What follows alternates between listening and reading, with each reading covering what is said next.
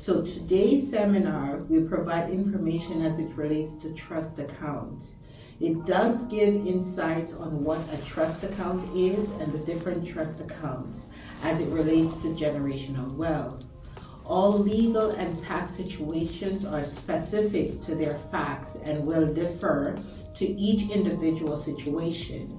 If you have specific legal questions after today's engagement, please send us an email and so we can get back to you in regards. So now I'm going to let Anika start with her presentation and we will go from there. So I just wanted to expand on Natalie's so a while ago, a notice that I want everyone to keep in mind as we go through this presentation. It is a very broad presentation on trust. It doesn't really, the time will never allow for us to go in depth. So if there's questions that arise, please just send a message in the chat or save your questions until the end and we'll address them then. So trusts are created to be beneficial for estate planning reasons as well as for tax savings. But you'll find that there are some trust arrangements that are better for estate planning and might not be the best for minimizing tax and vice versa.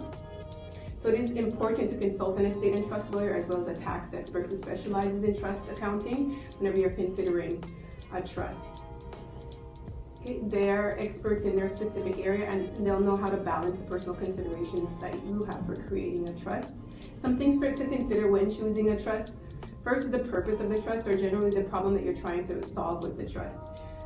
Some things that come to mind right away is to protect and preserve assets, family assets especially, that's a big one. To take care of educational expenses or sickness or disability in the family, and to preserve generational wealth, which is the goal that we're expanding on with this seminar session.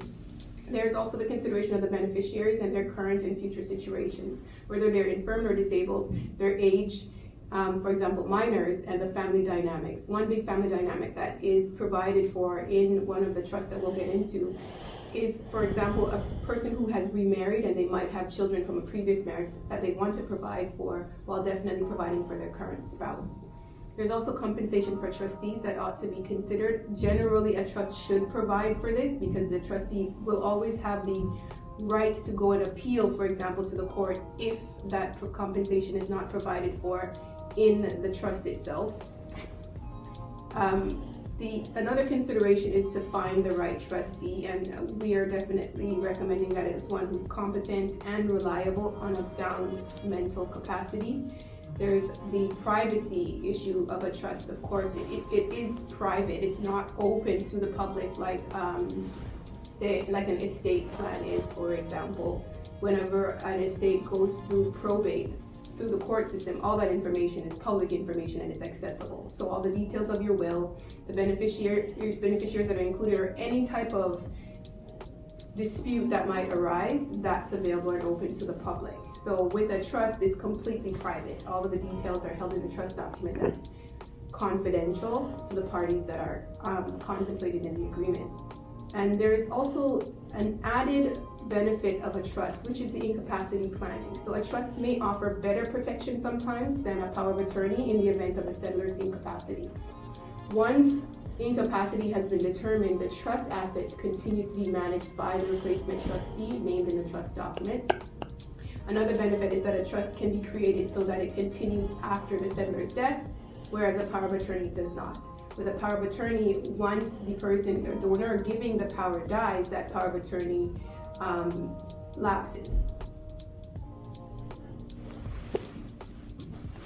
Some key terms that we'll be discussing today are just basically the components of a trust generally: a settlor, beneficiary, the trust itself we'll go into detail with, and trustee, as well as the distribution of the trust property.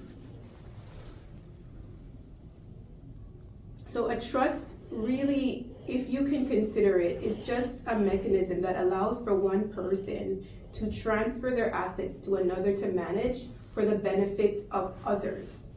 Right? So there's always contemplated a settlor who conveys the assets to the other person who's a trustee, and the benefit of a third person, which would be the beneficiary.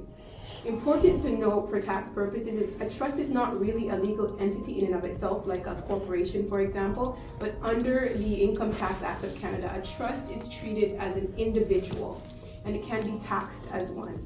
So in order for a trust to be valid, it must have three characteristics, which is certainty of intention. There must be a way for us to discern the intention of the settlor or the grantor to create a trust, and the subject matter, which are the assets of the trust, and the objects, which are generally the beneficiaries of the trust.